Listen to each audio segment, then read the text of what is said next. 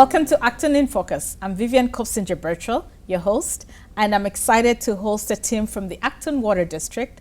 Matt Mastola here and Chris Allen, welcome to the show. Thank you. Thanks, Vivian. When we see these guys here, the thing that comes to our mind is our water, our drinking water. So I will kick off by taking us back to 2021. We had a very detailed conversation about the state of our water. We had a tour of your facility. What are some of the updates that have happened since that time? Sure. Since we met with you in 2021, we finished construction on the treatment plant that we gave you the tour of, and that's been operational since February. We've been continuing to make progress on per and polyfluoroalkyl substances, or PFAS, which we talked a lot about. It's been a big topic in the community. And we have made some progress, which Chris will talk about hopefully later on in our conversation. All right. And one of the big things that we're here to talk about is we're still trying to address the PFAS issue in town. And for the benefit of our viewers who are hearing the word PFAS for the first time, or who might need a reminder of what that is, what is PFAS and why are we concerned about it? Sure. So PFAS are a group of chemicals that have been around since the 1940s, and there are literally thousands of them, and they're used in all sorts of products: firefighting foam,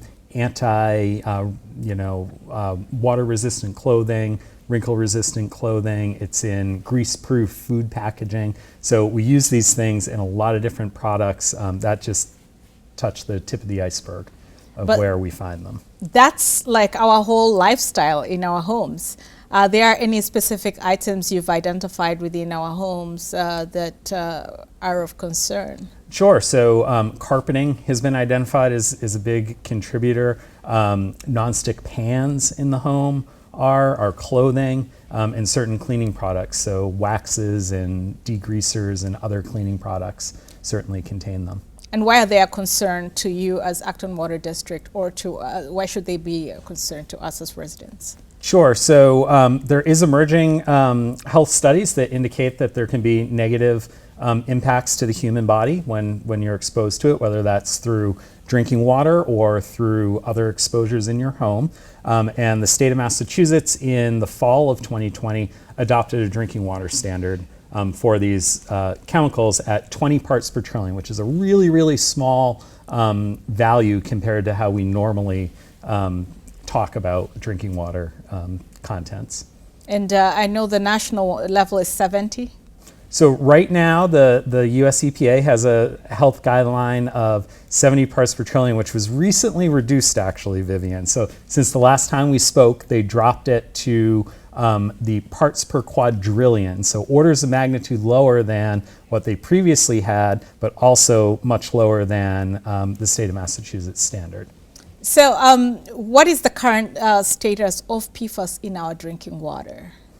So our drinking water here in Acton, we continue to monitor on a monthly basis, and in the past few months, over the summer really, we've seen levels continue to increase at two of our facilities. So we are in excess of the Massachusetts standard at two of our facilities. Our largest facility that provides over half of the water to town is still below the Massachusetts standard, and we continue to make progress in trying to address the issue.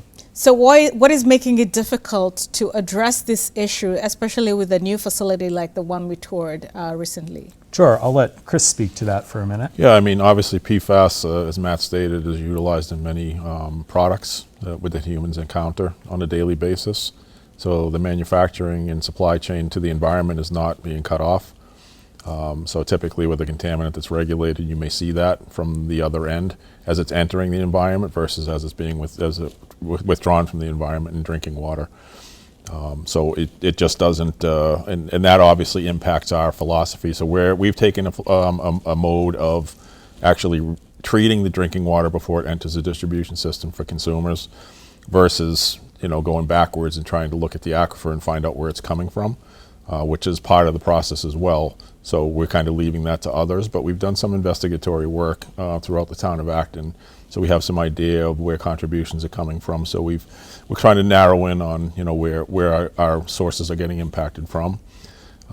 We've taken a approach of we're testing and installing filtration systems to remove PFAS from our various sources throughout town. Back in 2020, we piloted a system of granular activated carbon and anion exchange for the removal of PFAS in the North Acton wells, which are right off of Main Street up by the Westford Carlisle line. We're currently piloting filtration technologies at the South Acton water treatment plant, which is right off High Street, right across from Acton Ford. Similar technologies, granular activated carbon and ion exchange, which are kind of the best available technologies for the removal of PFAS from drinking water at this time. And we're actually preparing to pilot filtration technologies at the newly constructed Central Acton plant, which we just commissioned in February, was the one you toured previously. So we're getting ready to pilot the technologies there. Unfortunately, it's a lengthy process, a time-consuming process. You can't just put filtration in place. You have to prove that it works first by regulation through the state, the Massachusetts Department of Environmental Protection. So that's what we're currently doing. The North Acton system is in design at about 90%. Should be constructed next year. So we're expecting that system to come online late spring, summer 2023. So that will filter the PFAS out of the North Acton sources at that membrane filtration plant that we have up there. So that should restore it to full capacity and full use for us at that time. But this system will give us some flexibility. It's a sort of trailer installed system, and it can sort of temporary, but we're using it as a permanent solution. So it can be removed if we find better technologies down the road as the regulation emerges, but we'll utilize it to its fullest extent in the interim. And then similar technologies we're looking at for the other two facilities as well.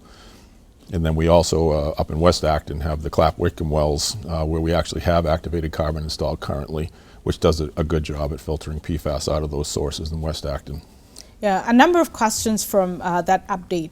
The first one is when you say you're treating the water that is coming to our taps, does that mean that we don't have PFAS in our drinking water when it comes to us in our households, or is it that the PFAS levels are minimized? So if we treat the water at our treatment plants, when it leaves the plant, presumably it has virtually no PFAS in it when we get to the point of filtering.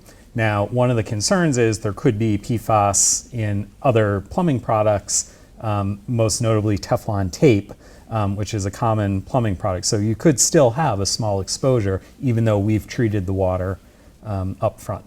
And the other question that I had is there is the extensive process for putting in place the infrastructure to treat water.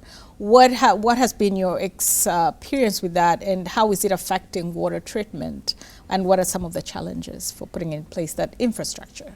It's largely driven by cost, obviously, construction costs, but that's not the end of it. It costs you multi-million dollars to build a facility of that nature, but then ongoing operations and maintenance costs. You have to power that facility, you have to change that media out, you have to add chemicals sometimes to meet a compliance point. And those all are generated costs that occur on a monthly or an annual basis. So there's operating costs as well as capital improvement costs, which you incur upfront, obviously, to build the system.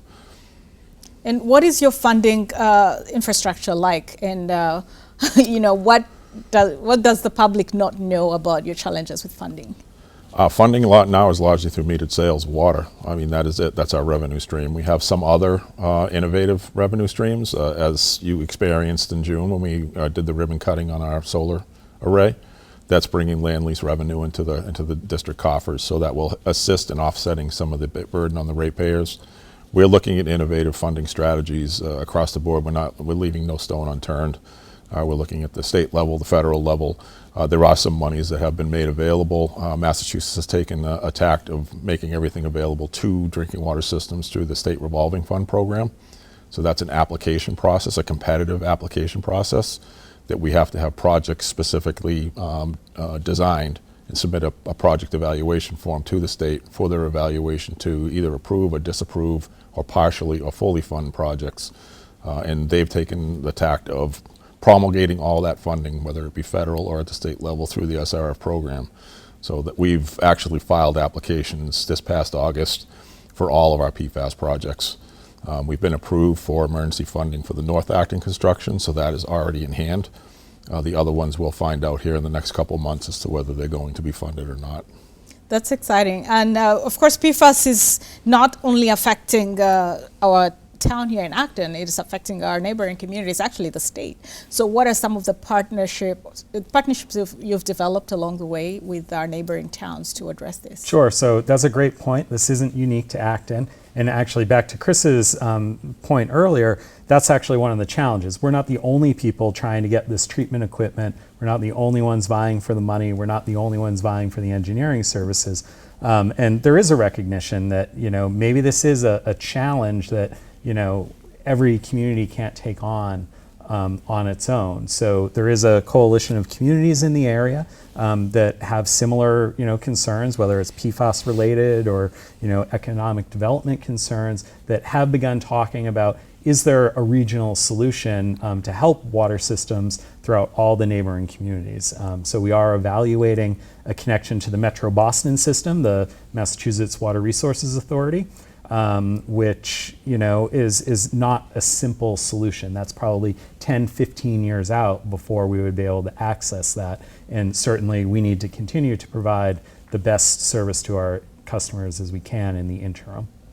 Speaking of service to customers, let's bring it back here to Acton. You mentioned that 2 of the wells have higher levels of PFAS. What can we do at a household level to really be a part of the solution? Sure. So there's a couple options that are available to folks. You will have to do some homework to make sure that they are a better solution than the water that we're providing you. But one option is some sort of filtration system in your home that can be plumbed into your house, or it could be a unit that you put on your countertop and pour water through. But again, you'll have to do some homework to make sure that it can actually reduce the level of PFAS. The other option is looking for a bottled water source that has little to no PFAS in it. And in August of 2021, the Board of Water Commissioners actually approved a rebate program. So folks in town that are most susceptible to impacts from PFAS, which would be pregnant women, nursing mothers, infants, and people with compromised immune systems, they are eligible to get a rebate towards the purchase of bottled water while we continue to work on solutions here in Acton. Do we have a list of bottled water that has been tested and certified to be PFAS free? Sure. So in the state of Massachusetts, the Department of Public Health requires anyone that's selling bottled water in Massachusetts to sample for PFAS once a year. So they submit that, and you can access that list through our website, actonwater.com. But that is one sample in a given year, whereas here in Acton, we're sampling at least once a month. So we have a better idea of what that water quality is. What I'm hearing is it's safer to drink the Acton water because at least there is testing being done regularly. It's possible. It's possible. No, this is amazing. Is there something about PFAS that we haven't yet talked about that you'd want the public to know, especially in light of the increased levels in the two? Yeah, I think it's important for people to recognize that PFAS in general is an evolving topic in society. Our understanding of the science is changing. The regulations are changing. We expect shortly after the new year that the federal government is going to come out with a proposed drinking water standard. So we're anticipating that. And again, Acton has been ahead of this. So we're continuing to be in a better position than many communities in trying to address the problem. All right, and in terms of the Acton Water District in general, what else do you do other than fighting PFAS? Just for for information, Well, I mean, large part of it is community support and the relationship to growth.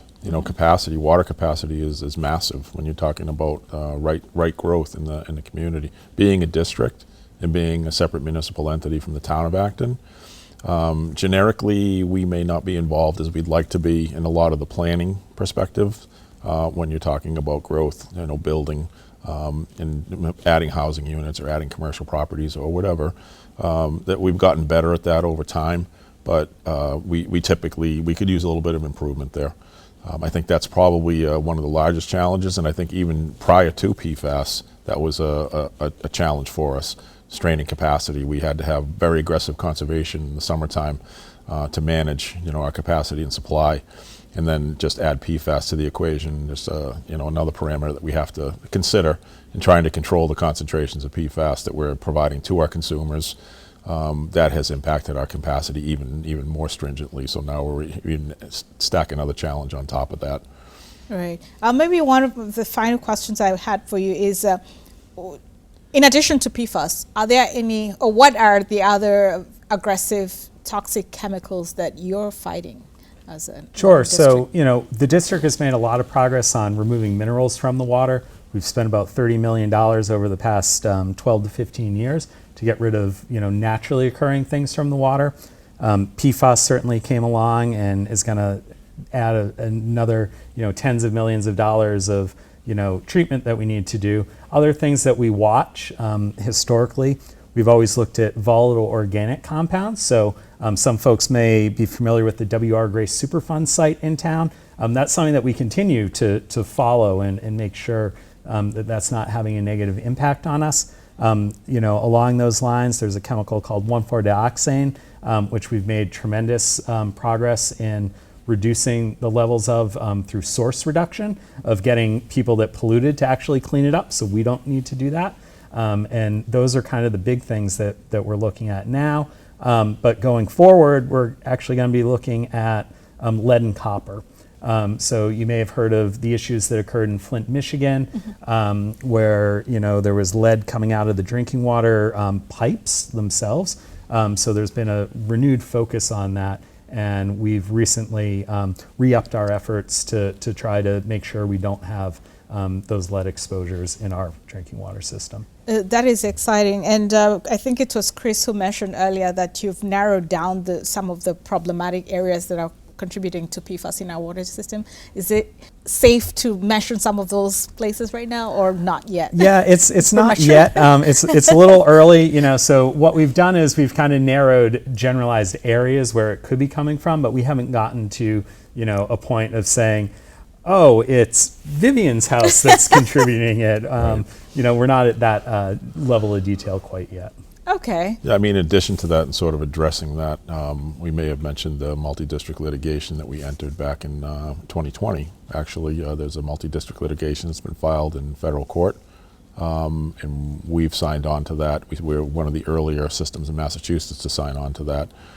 Whether damages will be awarded, then this is defendants are the manufacturers of PFAS, so the 3Ms, the Tycos, the large companies that manufacture PFAS for various uses. Damages coming down the line that will also assist us with offsetting the cost to ratepayers, when and if that comes about. So that's something we're also pursuing in addition to obviously all the innovative funding strategies. Well, thank you again, gentlemen, for all the work that you do for our district, for our town. I drink water straight from the tap, so I appreciate all the work you're doing. Because sometimes I'm like, is it the glass that is going to kill me? But I'm Definitely kidding. not. Definitely not. No, I'm kidding. But the fact that we are comfortable enough to drink tap water, it's just, the credit goes to you and your teams. So we're deeply grateful. Is there anything else you'd like to tell our viewers that we probably haven't mentioned? Yeah, I just want to leave folks with the fact that, we know this has been a couple years in the making, and we are making progress. We've activated some new wells to help address the PFAS. We're working on these treatment systems, and similar to the supply chain issues you might experience at home, we have these same issues. We can't get parts, we can't get things in the same time period. So patience from our customers is certainly appreciated, and we're always here to answer questions or address concerns that are out there in the community, and we encourage you to do so. Well, thank you again. Thank you for coming here. And thanks for having us. You're very welcome. Yes, and thanks for for the having us. updates. Yeah, we appreciate it. And to our viewers, you can reach out to the Acton Water District at their website below. And thank you for watching Acton in Focus. Till next time.